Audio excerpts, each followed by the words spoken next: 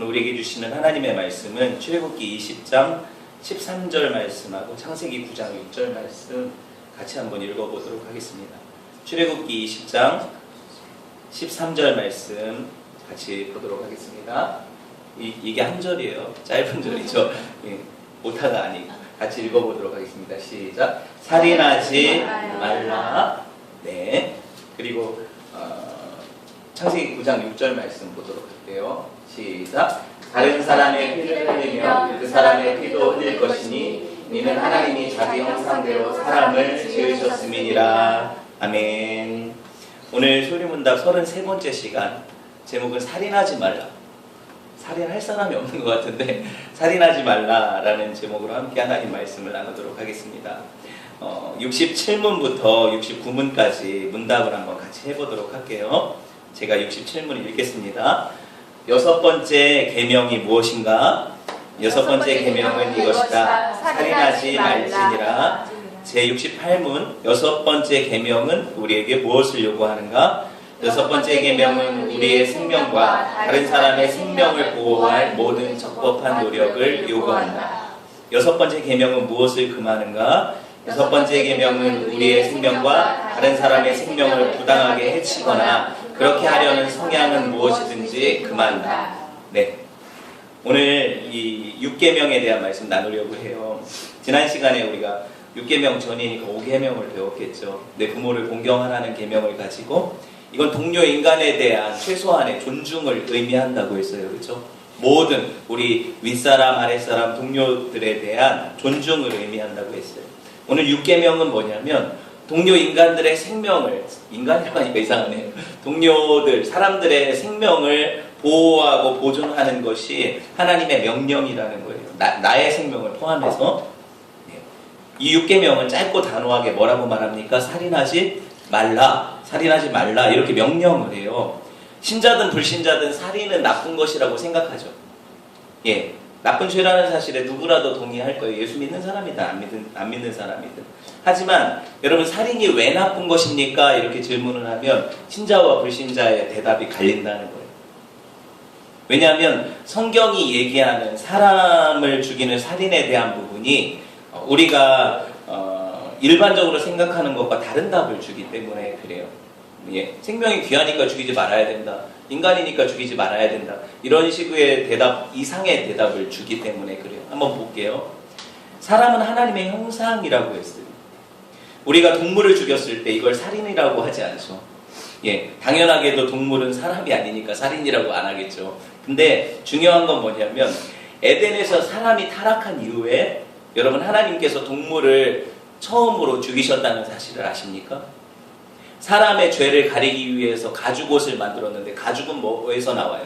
동물의 껍질 아닙니까? 그렇죠? 가죽옷을 만드셔서 그들의 죄, 수치를 가리셨다는 사실에서 처음으로 우리 범죄 때문에 동물이 희생당했다는 사실, 죽었다는 사실을 보게 돼요. 뿐만 아니라 여러분, 그 이전에는 동물을 사람들이 먹지 않았거든요. 식물을 섭취하고 살았어요. 그런데 노아 홍수 이후에는 하나님이 타락한 인생들에게 동물을 먹어라, 그냥 돼지든 고기든 뭐든 먹어라, 이렇게 허락을 하셨다는 거예요. 예. 비록 동물을 죽이는 것이 타락의 영향이라고 했죠. 그렇죠? 하지만 엄연히 사람 죽이는 거하고 동물 죽이는 거는 차이가 있습니까? 없습니까? 있다는 사실이에요. 성경은 살인에 대해서 뭐라고 규정을 하냐면 아까 읽었던 말씀과 같이 하나님의 형상을 깨뜨리는 것이라고 얘기를 해요. 왜 그렇습니까? 사람이 유일하게, 지구상에 유일하게 피조물 중에 하나님의 형상 닮은 피조물이기 때문에 그래요. 다른 사람의 피를 흘리면 그 사람의 피도 흘릴 것이니 이는 하나님이 자기 형상대로 사람을 지으셨습니다. 하나님의 형상이 사람 안에 있기 때문에 하나님의 형상을 파괴하는 행위가 뭐다? 살인이다, 이 얘기예요. 그렇기 때문에 여러분, 살인은 하나님께서 거룩하게 당신의 형상대로 창조하신 사람을 해야 하는 행위이기 때문에 하나님을 모독하는 행위가 돼요. 이거를 좀 쉽게 설명을 드리면 여러분, 유명한 고흐의 해바라기라는 작품, 우리 애들도 아니까 이런 어떤 그림이 있어요. 회화가. 그런데 여러분, 그 작품이 어떻습니까? 정말 아름답고 정말 멋있죠. 그렇죠? 그런데 어떤 사람이 이 심혈을 기울여 만든 이 작품을 훼손시켰다고 생각을 해보세요. 찢거나 아니면 하여튼 불에 태워버렸다고 생각을 해보세요. 그러면 고흐가 만약에 살아서 자기 작품이 그렇게 훼손되는 것을 보았을 때 그 느낌이 어떨까요? 그 마음이? 자기가 찢어지는 느낌이겠죠. 마음이 너무 아프겠죠. 이런 거 안 만들어봐서 모르죠. 네, 왜 그러냐면 이건 나의 모든 혼이 담긴 작품이거든요. 나의 생명이 담긴 작품이거든요. 그렇죠? 그런 의미를 갖는다는 거예요. 마치 자기 자신의 가치가 훼손당하고 마치 자기 자신이 찢어 밝혀지는 것 같은 그런 모독당하는 느낌을 갖는다는 거예요. 이거를 바꾸어 말하면 하나님의 가장 아름다운 걸작품이 누굽니까? 사람 아니에요. 저와 여러분 같은 사람 아닙니까? 근데 사람을 죽이는 행위는 뭐예요? 하나님의 걸작을 훼손하는 행위가 돼요. 모독하는 행위가 돼요. 그렇죠? 그럼 하나님이 그 심혈을 기울여 만든 작품을 깨트린 그 사람에 대해서 죄 없다고 하겠습니까? 그거를 죄라고 성경이 얘기를 하고 있다는 거예요. 하나님이 이 세상을 만드셨잖아요. 6일 동안. 아름답게 만드셨어요. 그리고 그 에덴이라는 동산에 하나님 닮은 아담, 하와 만드셔서 딱 놓으시고 하신 말씀이 뭐예요? 보시기에 심히 좋았다. 너무너무 좋았다. 이렇게 말씀하셨어요. 하나님이 만드신 어떤 피조물보다 아름답고 사랑스러웠던 게 누구라고요? 사람이라는 거예요. 왜? 마치 부모가 자기 자식을 사랑하듯이 자기 닮은 이 자녀를 향한 하나님의 사랑, 그렇죠? 이 사랑이 느껴지지 않습니까? 근데 이렇게 창조된 인간의 생명을 훼손하는 건 뭐예요?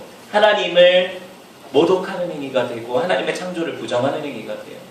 여러분, 이것이 살인의 성경에서 이야기하는 특별한 죄라고 얘기하는 이유가 돼요. 아시겠죠? 한 가지 이유라는 거예요. 모든 생명이 귀하죠.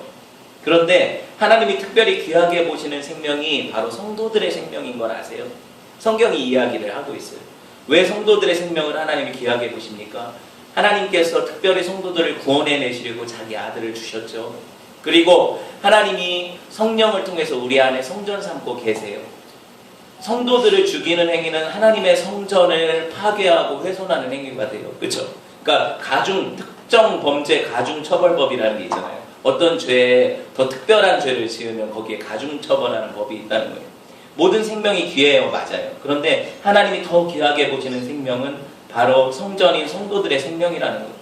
여러분, 제가 왜 이 이야기를 하냐면 요새 극단주의 이슬람 그 테러 단체 IS 같은 데는 뭐예요? 자기들이 자기들의 어떤 추종자들이나 자기들의 신도라고 하면서 그 사람들한테 폭탄 조끼를 입히고 막 죽게 만들죠.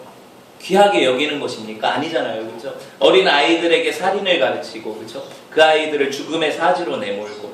여러분, 이런 것들을 볼 때 정말 바른 어떤 정신을 가지고 바른 종교 안에서, 그렇죠?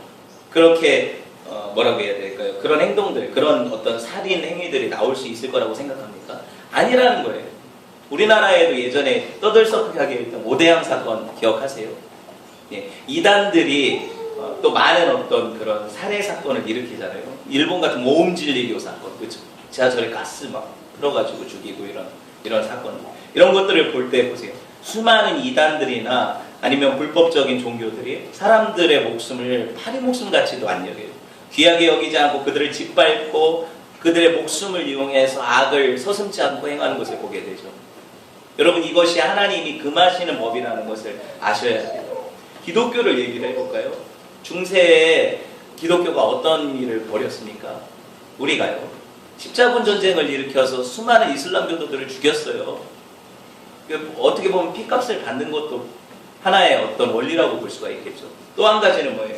마녀 재판 같은 종교 재판을 통해서 정말 수많은 사람들을 화형시키고 죽이는 이런 일, 이런 끔찍한 범죄를 기독교가 저질르지 않았습니까? 그렇죠? 이런 부분도 우리가 회개해야 될 부분이라는 거예요. 여러분 보세요. 이 모든 것들이 하나님의 형상대로 지음받은 걸작품인 사람들을 훼손하는 행위가 되잖아요. 불법적으로 죽이는 행위가 되잖아요. 그렇죠? 그렇기 때문에 이것은 하나님 앞에 큰 죄가 된다는 거예요. 다 아시는 내용이겠지만 또 한 가지는 뭐냐면 사람이 자기 자신의 생명이 자기 것이라고 생각하는데 내가 내 마음대로 내 생명을, 내 소유권을 주장할 수 있다고 생각하십니까? 오늘 밤에 하나님이 당신의 생명을 불러가신다면 여러분 어떻게 하실래요? 우리는 우리 생명을 내 마음대로 내 것이라고 주장할 수가 없어요. 이 소유권은 누구예요? 하나님께 있어요. 사람의 생명은 하나님의 선물로 얼마간 맡겨진 것이에요. 우리가 잘 보존하고 써야 돼요. 그렇죠? 그렇지만 이걸 함부로 훼손해서는 안 돼요. 왜? 내 것이 아니니까. 하나님께서는 언젠가 이것을 도로 우리에게서 찾아가실 날이 있다는 거예요. 저와 여러분의 생명이 끝나는 날이 되겠죠. 인간의 생명의 참된 소유권이 누구에게 있다? 하나님께 있다는 거예요. 이게 성경의 사상이잖아요. 내 것이 아닌데 내 마음대로 할 수 있냐는 얘기예요. 안 된다는 거잖아요. 그렇죠? 하나님의 소유기 때문에 생명을 내 마음대로 파괴해서도 안 되고 다른 사람의 생명도 마찬가지고 이거를 여러분 이해를 하셔야 돼요. 부득이하게 정말 부득이하게 사람의 생명을 앗아가는 경우가 있어요. 이런 어떤 때냐? 하나님의 뜻과 법에 부합될 때가 있어요. 이걸 제가 이따가 설명을 드릴 거예요. 하지만 그럼에도 불구하고 사람의 생명을 취하는 일은 신중하게 해야 되는 것이 맞죠? 그럼 뭐 쉽게 죽여야 됩니까? 아니라는 거예요. 하나님과의 관계 안에서 볼 때 여러분 인간의 생명 자체가 사실 목적은 아니거든요. 우리가 그냥 여기서 살고 살아가는 게 이게 목적은 아니잖아요. 그렇죠? 하나님과의 관계 안에서 하나님 영광을 위해 살아가는 것이 우리의 목적이 되잖아요. 그러니까 생명 또한 하나님께 드려져야죠. 이 생명이 내 것이라고 주장하면서 내 마음대로 막 쾌락을 쫓아가고 내 마음대로 세상의 번영을 쫓아가고 막 살아가다가 죽는 것은 결코 하나님이 우리에게 생명을 허락하신 이유가 되지 않아요. 그렇죠? 이건 우리에게 잘못이라는 거예요. 여러분 인간의 생명보다 더 중요한 존재가 하나님이 있어요. 하나님이 생명의 소유권을 주장하실 수 있는 분이시라는 거예요. 6계명이 오늘 보세요. 살인하지 말라 그랬잖아요. 이 6계명이 모든 형태의 살인을 금하는 건 아니거든요. 이걸 우리가 한번 생각을 해볼게요. 살인하다라는 히브리 원어가 라짜라는 동사가 있어요. 이 뜻이 뭐냐면 불법적으로 사람의 생명을 취하는 행위. 그러니까 합법적이지 않은 살인은 하나님이 허용하지 않으신다는 거예요. 기준은 뭐예요? 하나님의 질서와 그 하나님 주신 율법의 테두리 안에 있어요. 불법적인 살인행위 종류 제가 한번 살펴볼게요. 여러분이 한번 들어보세요. 아마 동의가 되시는 부분일 거예요. 거의 대부분이. 불법적인 살인의 첫 번째가 뭐냐면 고의적 살인이라는 게 있어요. 사람을 죽일 의도로 죽이는 거예요. 뭐냐면 사전에 냉정하게 차가운 마음과 계획을 세워서 저 사람을 죽이려고. 그렇죠? 근데 어떤 성경의 예를 들면 이런 거죠. 다윗이 밧세바라는 남의 아내를 취하기 위해서 그렇죠? 어떻게 해요? 우리아라는 사람을 전쟁터에서 불러와서 일부러 그를 죽이게 되는 어떤 그 사건에 여러분 기억하시죠? 그렇죠? 이런 어떤 치밀한 계획 가운데 편지 써보내서 자기를 마저 죽게 만드는 편지를 들고 가게 만들었어요. 그리고 실제로 그 편지로 인해서 누구의 우리아는 죽게 되고 다윗은 그의 아내를 어떻게 해요? 자기 아내로 취하게 되죠. 아주 천인공노할 살인 아닙니까? 그렇죠? 예, 이렇게 악해요 다윗이. 근데 여러분 위안을 받으시면 안 되고 이렇게 악하고 차가운 마음으로 계획해서 사람을 죽이는 불법적인 살인에 대해서 하나님이 용서하지 않으신다는 거예요. 또 한 가지는 충동적인 살인이 있어요. 계획은 하지 않았지만 어찌되었던 내 감정의 주체를 못해서 감정적인 폭발로 인해서 사람을 갑자기 죽일 수 있다는 거예요. 그렇죠? 충동적인 살인. 친구들끼리도 싸우다 갑자기 한 대 쳤는데 죽기도 하죠. 살인이에요. 맞죠? 내 감정이 폭발해서 가인이 하나님 앞에 아벨과 함께 예배했는데 자기 예배를 받으시지 않는다는 사실에 분노했어요. 그러다가 동생하고 들에 나갔을 때 동생한테 이야기를 했어요. 네 건 받으시고 내 건 안 받으셔서 내가 기분이 나쁘다고 했는데 말하다가 마음이 더 상했는지 갑자기 돌로 쳐 죽였어요. 그 들에서 죽였어요 동생을. 여러분 보세요. 만약에 저는 이건 모르겠어요. 가인이 계획적으로 살인을 한 건지 아니면 충동적으로 동생을 보니까 그 부하가 치밀어서 죽였는지 이건 잘 모르겠지만 충동적인 살인이라면 그렇다 하더라도 죄가 면해지는 건 아니에요. 그 분노를 조절하지 못했기 때문에 사람을 죽이는 데까지 나갔잖아요. 그렇죠? 여러분 이거는 살인이라는 거예요. 여러분 요새 많이 말이 나오는 게 과실치사 아닙니까? 의도적으로 저 사람을 죽일 의도는 없었지만 죽이는 경우. 왜? 이 어떤 죽을 수도 있는 가능성을 무시한 채 행동했을 때, 가령 운행 중에 내가 음주운전을 통해서 사람을 죽였을 때, 맞죠? 또 한 가지는 뭐예요? 뭐 내가 충분히 수면을 취하지 않고 졸음운전을 하다가 죽였을 때 과실치사가 되죠. 또 막 휴대폰 조작하다가 사고를 내서 죽이거나 이런 것이 있을 때 나는 죽일 의도는 없었어요 분명히. 그렇죠? 그렇지만 죽었잖아요 사람이. 이것도 죄가 된다는 거예요. 분명한 죄가 된다는 거예요. 비과실치사 아세요? 의료사고 같은 거. 어떤 사람을 수술할 때 동의서를 받기도 하죠. 이 수술이 잘못돼서 죽을 수도 있다는 동의서도 받잖아요. 의사가 치료 행위를 목적으로 해서 수술을 하다가 사람이 죽을 수도 있어요. 이럴 때에는 의도적인 살해 목적도 아니고 그리고 어떤 그런 고의성도 전혀 없고 그렇죠. 이렇기 때문에 이런 의료사고들에 대해서 비과실치사라고 얘기를 하는데 그럼에도 불구하고 이 모든 것들에 있어서 사람의 생명이 얼마나 소중합니까? 그렇죠.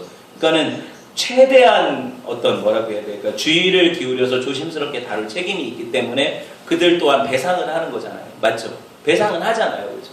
그런 부분들이 있다는 거예요.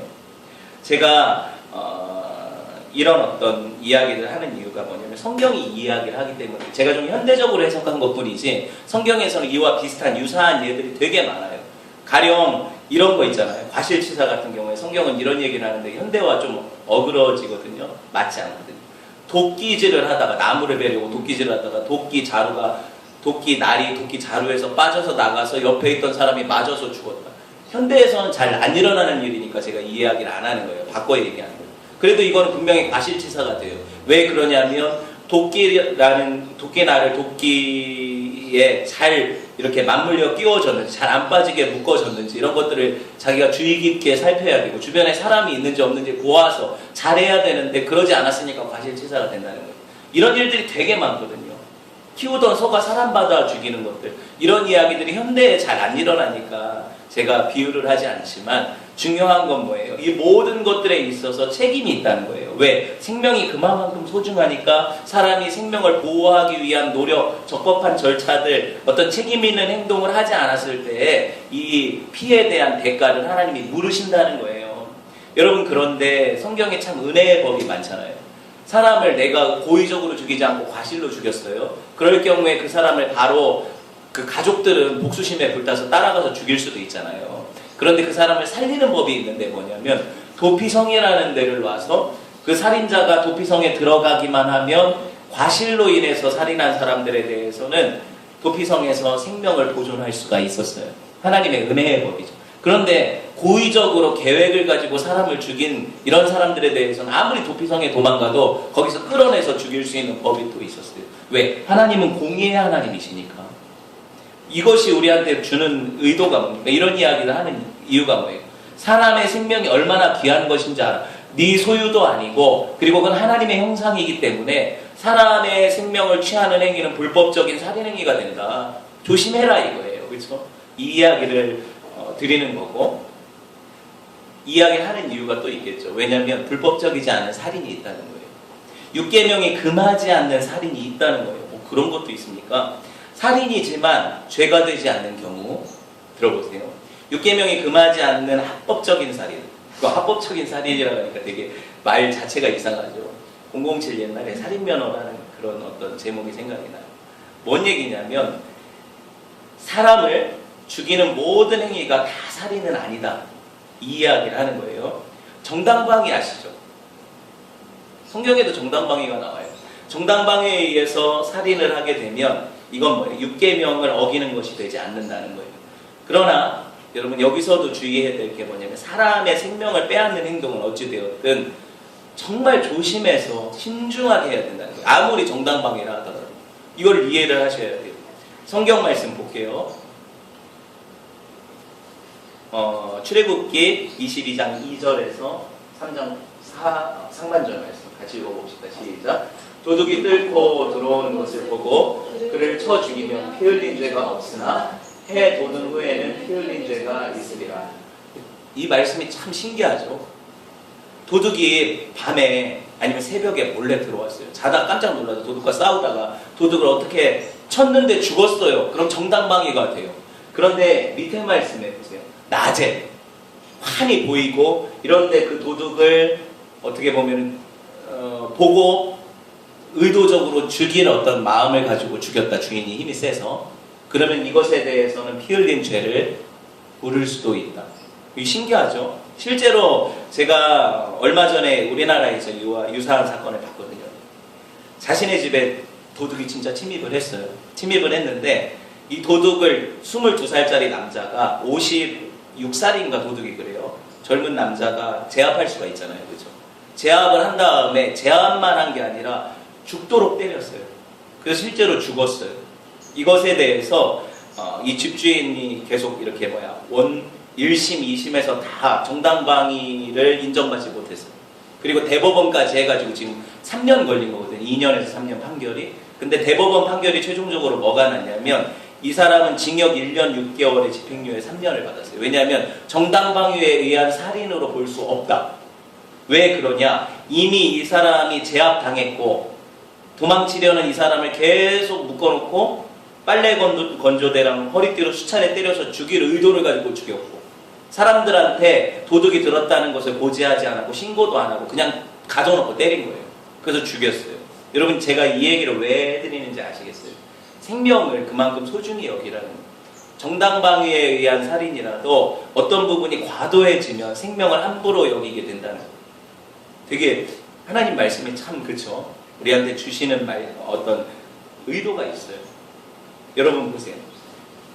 정당방위 그러니까 이런 경우가 아니라면 지금 제가 이야기해드린 이런 경우가 아니라면 정당방위로 사람을 죽였을 때 실제적으로 살인에 해당하지는 않는다 이 얘기하려다가 제가 약간 그쵸?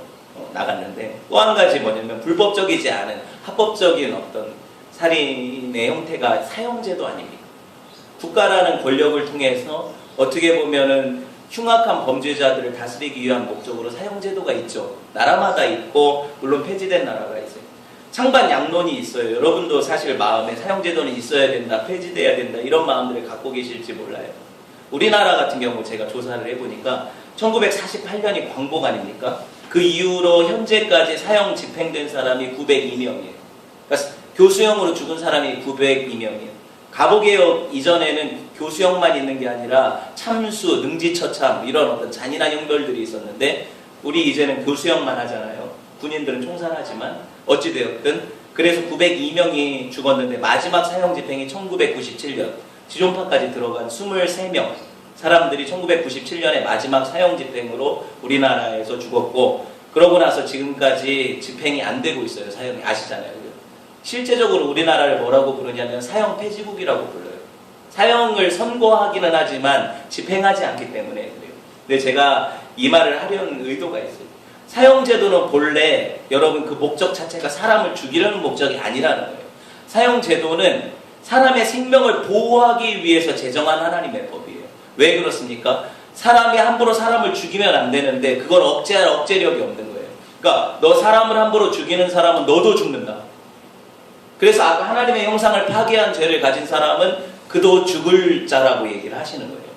여러분 그래서 이 억제력을 가지고 있는 것이 사형제도거든요.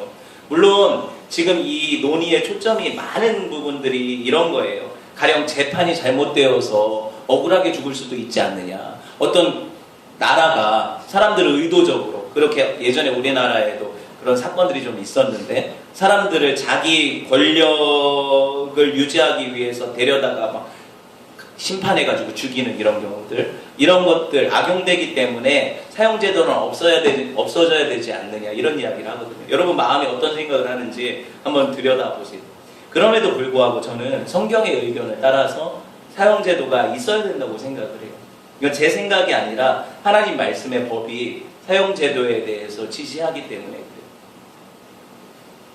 제가 만약에 사형받을 죄가 생긴다면 사형제도를 지지하는 것을 철회하지 않을까요?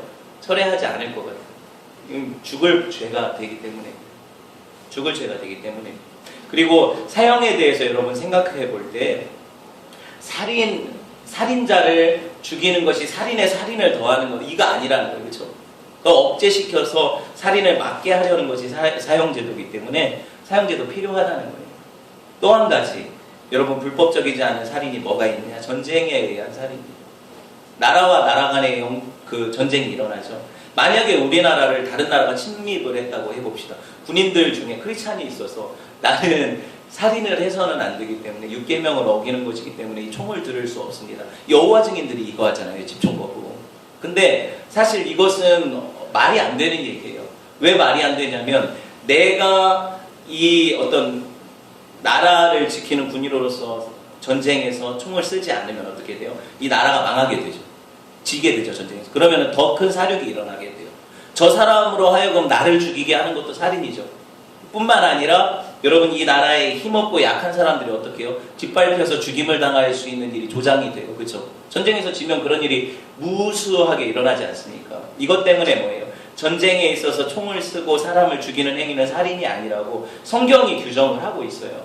사실 성경에도 많은 어떤 전쟁의 기사들이 나오죠. 그때 하나님이 그들을 적군을 쳐서 생명을 취하라는 명령들을 하시죠.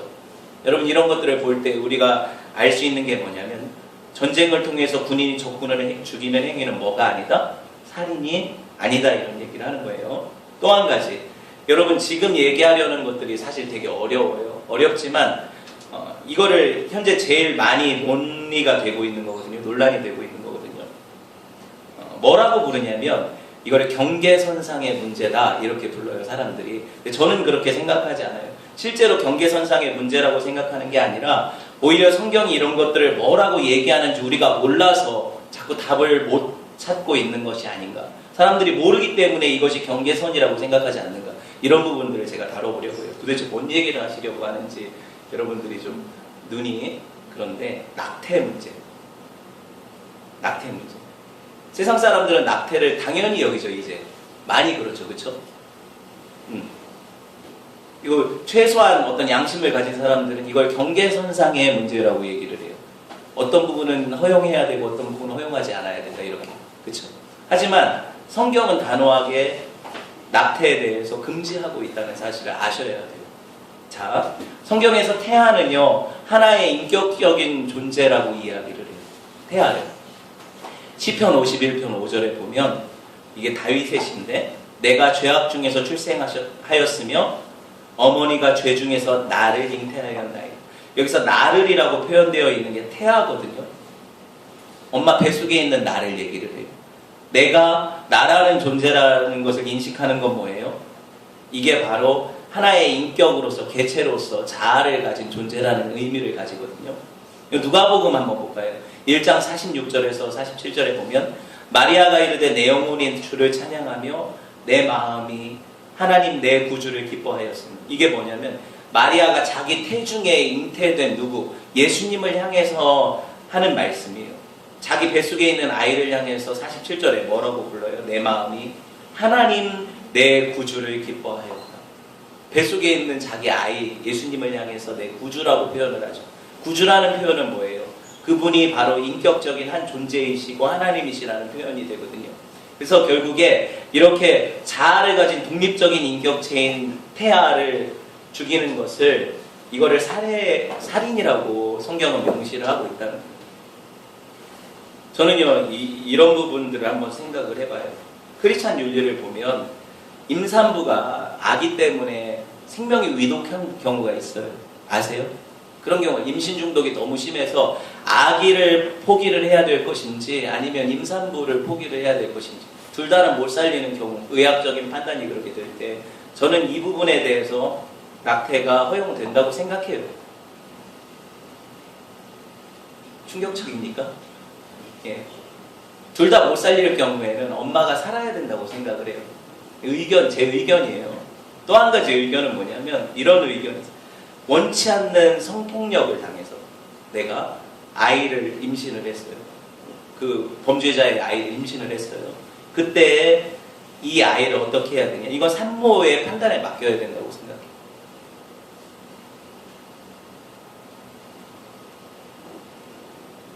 그런 일이 안 일어나야 되겠지만 이런 걸 생각하기조차 끔찍하지만 산모의 판단에 맡겨야 된다. 그런데 성경적인 의견으로 제가 한 가지 덧붙이자면 그럼에도 불구하고 그 산모가 가급적이면 모성애를 발휘해서 아기를 낳아서 입양시키는 게 한 가지 방법이 될 수는 있어요. 그러니까 내가 원치 않는 아이를 임신을 했어요.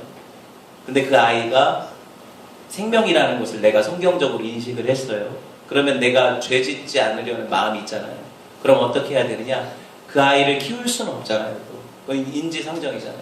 그러면 그 아이를 낳아서 입양을 보내서 그 생명을 보존하게 하는 것이 크리스찬으로서 하나의 나의 어떤 삶의 지침이 될 수 있겠다. 이건 제 의견이에요. 성경이 얘기하는 것도 아니고 어떻게 하면 성경을 잘 지켜볼 수 있을까 하는 하나의 의견이지 강요하는 것도 아니고 그런 일 안 일어나는 게 더 좋죠. 또 한 가지는 뭐냐면 저희가 이제 부부가 겪은 일인데 장애아에 대한 부분이 있어요. 우리가 아이를 임신하고 나면은 그 장애아 검사 같은 걸 하잖아요. 처음에 그게 뭔지도 모르고 병원에서 하라고 해서 이게 시키는 경우가 있었는데 저희 같은 경우에 이제 물어봤어요. 혜인이 임신했을 때인가요? 그때 그 의사 선생님이 그런 검사를 하겠냐고 물어보길래 제가 단도직입적으로 이 검사를 해가지고 만약에 뱃속에 아이가 장애아라면 어떻게 치료할 수 있습니까? 뱃속에서 물어봤더니 그분이 하시는 말씀이 아니래요. 그럼 어떻게 해야 되는 거예요? 그러면은 선택을 하라는 거예요. 그래서 저희는 선택할 이유가 없습니다. 하나님 주신 생명이니까 장애하든 뭐든 검사 안 하는 게 낫겠다는 생각을 했어요. 왜냐하면 검사에서 마음에 짐이 되잖아요. 아이가 장애하라는 걸 알았을 때 마음이 힘들 거 아닙니까? 오랫동안. 그렇죠? 그래서 차라리 검사를 하지 말자 그랬어요. 그랬더니 어찌되었든 하나님께서 그 의사 선생님 마음을 감동하셨는지 되게 많은 부분에서 우리 아이 낳기 전에 편의를 많이 봐주셨어요. 그때 당시 최첨단 3D 초음파 같은 거 다 공짜로 해주고 병원비도 많이 감면시켜주고 이런 일들이 있었거든요. 어찌되었든 중요한 건 뭐예요? 우리 의식이라는 거예요. 어떻게든 생명을 귀하게 여기는 의식이 중요하다는 얘기를 하는 거예요. 자살 문제 한번 생각해 보죠. 자살 문제. 이것도 경계선상의 문제라고 하는데 저는 아니라고 생각하거든요. 분명히 밝히지만 아무리 자기 생명이라 하더라도 사실 생명은 하나님의 소유라고 했잖아요. 그죠? 자기가 끊을 수 있는 게 아니라는 거예요. 자살하면 지옥 간다 이런 얘기하고 싶어서 제가 이 얘기하는 게 아니거든요. 모든 것이 하나님 손에 있어요. 하지만 여러분 자살이 스스로 하나님 형상을 파괴하는 행위가 되고 하나님의 소유인 생명을 내 마음대로 끊는 행위가 되기 때문에 이건 분명한 죄악이라는 거예요. 유명인들이 자살한 후에 모방 자살이 많이 일어나죠. 베르테르 효과라고 하잖아요. 우리나라에도 이런 일이 많았죠. 저는 옛날에 장국영, 우리나라 말고 장국영 죽었을 때 수많은 사람들이 따라 죽은 걸 봤거든요. 우리나라 사람 얘기하지 않을 거예요. 어찌되었든 그런 일들이 많이 일어나요. 여러분 보세요. 사회적으로 영향력 있는 사람들이 자기가 자신의 생명을 해야 하는 것은 많은 사람들로 하여금 이 길을 열어두는 것과 같아서 다른 사람의 생명도 해치는 결과를 낳게 돼요. 의도하지는 않았겠지만. 그러니까 자살은 자기만 죽이는 행위가 아니에요. 가족들은 어때요? 그렇죠? 자살을 거꾸로 하면 살자라고 하지 않습니까? 여러분 죽을 결심과 용기로 살아보면 살 수 있을 거 아니에요. 성경이 얘기하는 거는 자살의 또 다른 측면은 이런 거예요. 저도 여기서 자유롭지 않은데 술이나 담배나 약물이나 음식이나 이런 것들을 오남용해서 자기 스스로를 병들게 하는 거예요. 인터넷이나 TV 프로그램 같은 거, 먹방 같은 거 보면 사람들이 진짜 자기를 가학적으로 그죠? 해치면서까지 뭘 먹잖아요. 그죠? 이런 것들을 볼 때 이런 것들 또한 자기 생명을 존중하지 않는 행위이기 때문에 하나님 금하신다는 거예요. 네. 안락사 문제 이 얘기를 꼭 자살하면서 얘기를 해야 되겠죠. 첨예하지 않습니까? 인간 스스로가 인간의 생명, 내가 언제 죽을지를 결정하는 문제. 자살하고 좀 다른 점이 있다면 안락사는 병이 들고 아니면 어떤 식물인간 상태가 되어서 가족이나 다른 사람들이 생명을 결정하거나 아니면 자기가 의사표현을 할 수 있을 때 내가 지금 이 시기에 죽기를 원합니다 해서 죽는 거니까 자살이랑 약간 구별해서 제가 얘기를 하는 거예요. 여러분 그런데 이것 마찬가지예요. 자의로 자기 생명을 처리하는 거잖아요. 아니면 다른 사람의 생명을 처리하는 거잖아요. 불의의 사고나 병으로 인해서 사람이 식물인간이 됐다고 생각을 해봅시다. 가족들이 얼마나 힘들겠어요.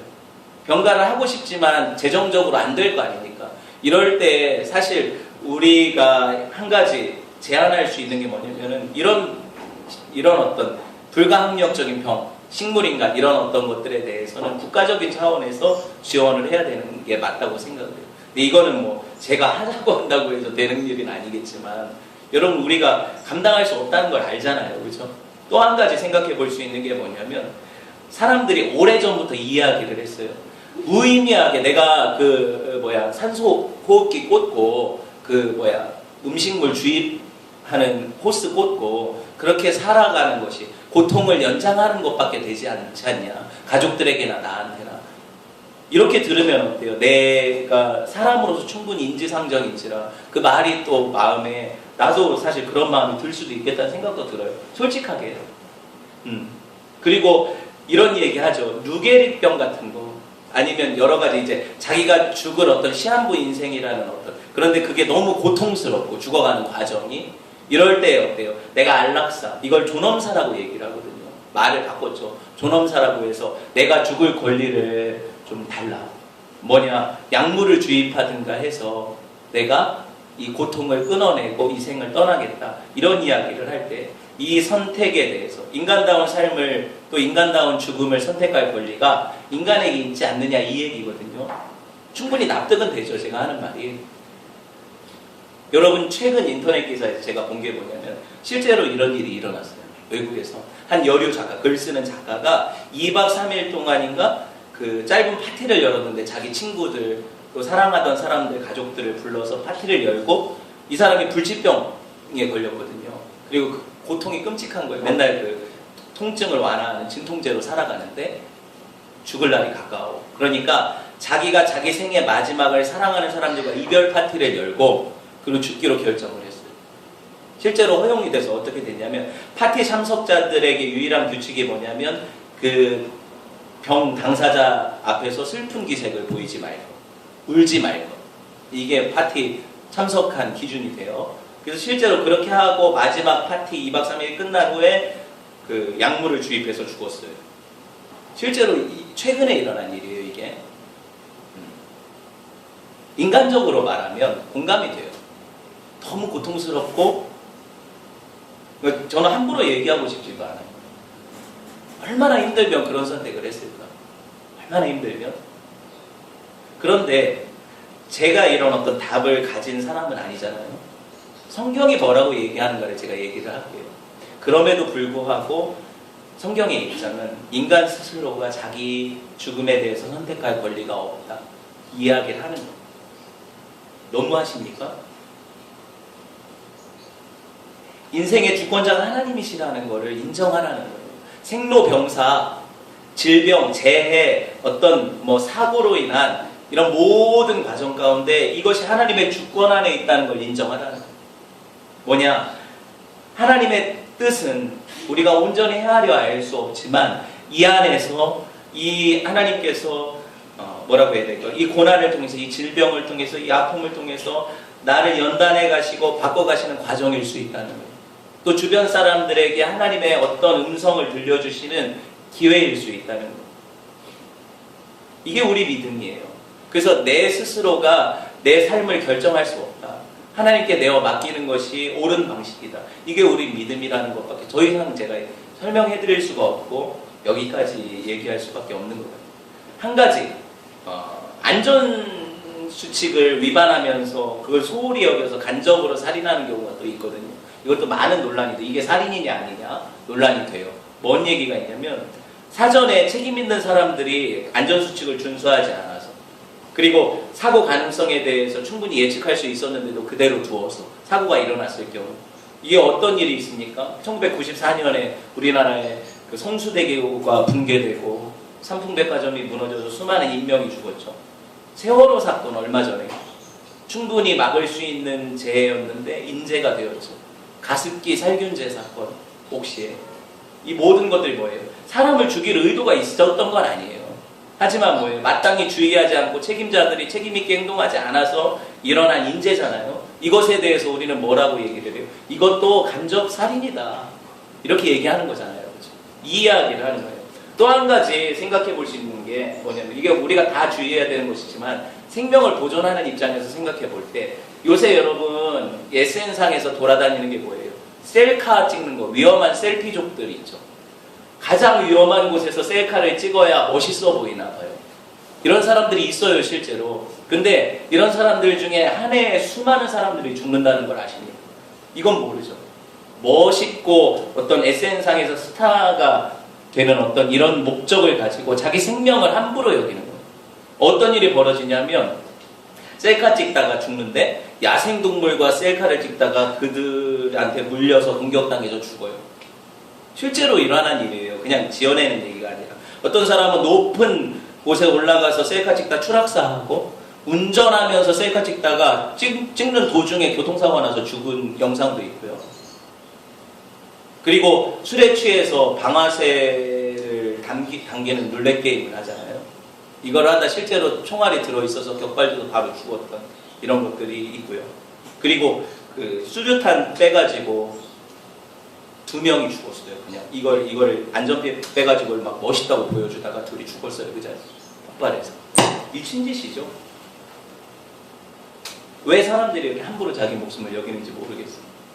죽을 의도는 없었겠지만 이거는 명백하게도 어떻게 보면은 안전수칙을 무시했으니까 간접 자살이라고 보게 돼요. 저는 제가 볼 땐 그래요. 더 깊이 있는 적용을 하자면 사실 성경이 살인하지 말라라는 이 명령을 할 때 여기서 지나지 않거든요. 그렇죠? 행동만이 아니라 마음속으로 형제를 미워하는 것도 정신적인 살인이라고 이야기해요. 꽃으로도 때리지 말라 그러죠. 사실 인류 최초의 살인사건이 아벨의 죽음 아닙니까? 가인이 동생 아벨을 죽인 거. 근데 동생 아벨을 죽인 것은 언제 시작이 됐냐면 가인이 아벨을 미워하고 질투하기 시작한 그 시점에서 살인이 잉태된 거예요. 맞죠? 여러분 이거를 기억하셔야 돼요. 요한일서 3장 15절에 보면 그 형제를 미워하는 자마다 살인하는 자니 살인하는 자마다 영생이 그 속에 거하지 아니하는 것을 너희가 아는 바라 그랬어요. 형제를 뭐하는 사람이 살인하는 사람이다? 미워하는 사람. 내 안에 미움을 가지고 형제를 증오로 대할 때 이미 살인이 시작된다는 거예요. 예수님께서는요 마태복음 5장 21절에서 24절 말씀에 이 6계명을 어떻게 해석을 하셨냐면 아주 내적인 차원까지 확대 적용을 하시거든요. 옛사람에게 6계명 아닙니까? 말한 바 살인치 말라 누구든지 살인하면 심판을 받게 되리라 하였다는 것을 너희가 들었으나 나는 너희에게 이르노니 형제에게 노하는 자마다 형제한테 분을 내는 자마다 심판을 받게 되고 형제를 대해서 형제한테 라가 바보다 라고 하는 자는 공회에 잡혀가고 미련한 놈아 라고 하는 자는 지옥불에 들어가게 되리라. 그러므로 예물을 제단에 드리려다가 거기서 네 형제에게 원망들을 만한 일이 생각나거든 예물을 제단 앞에 두고 먼저 가서 형제와 화목하고 그 후에 와서 예물을 드려라. 여러분 보세요. 예수님이 어떻게까지 살인을 확대 적용하시는지 보셨죠? 마음속의 근원적인 문제를 건드리세요. 여기 안 걸릴 사람이 있습니까? 아무도 없을 거예요. 저도 자주 넘어져요. 물론 전보다 횟수가 줄었어요, 사실. 그렇지만 가끔씩 분노 조절 장애가 제한이 있는 것을 느끼게 돼요. 여기 뭐 형제를 향해서 바보, 나가다, 미련한 놈이다 이런 욕보다 훨씬 심한 욕을 제가 할 때가 있어요.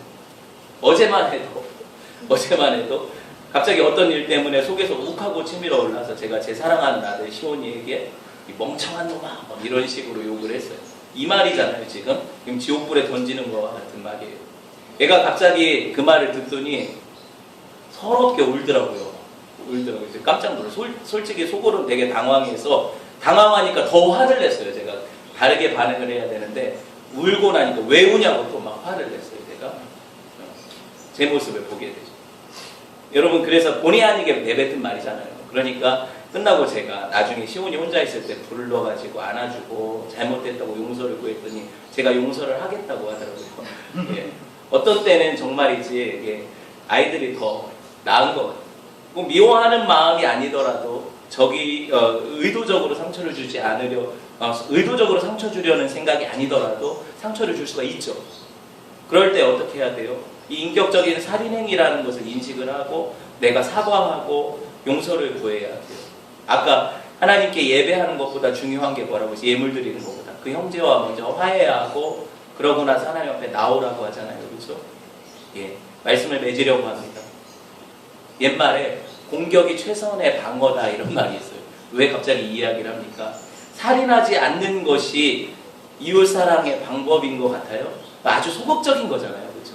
살인하지 않는 것이 중요한 게 아니라 아니 내 마음이 6계명을 범하지 않았느냐 이게 중요한 게 아니라 아니 내가 내 마음으로 저 사람을 미워했느냐 말았느냐 이게 중요한 게 아니라 먼저 그 사람을 내가 사랑하고 용납하고 앞서 적극적으로 그 사람들을 이해하려고 노력하고 삶의 자리에서 섬긴다면 사실 살인하지 말라는 계명이 필요 없을 거예요.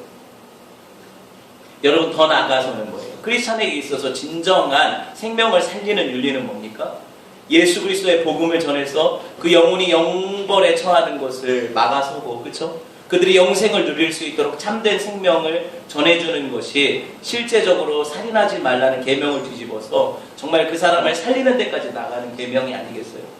이렇게까지 하나님을 사랑하고 이웃을 사랑하는 은혜가 있기를 주님의 이름으로 축원을 드립니다. 함께 기도합시다. 기도할 때 이 말씀 붙잡고 하나님, 내가 사랑하지 못하는 이런 어떤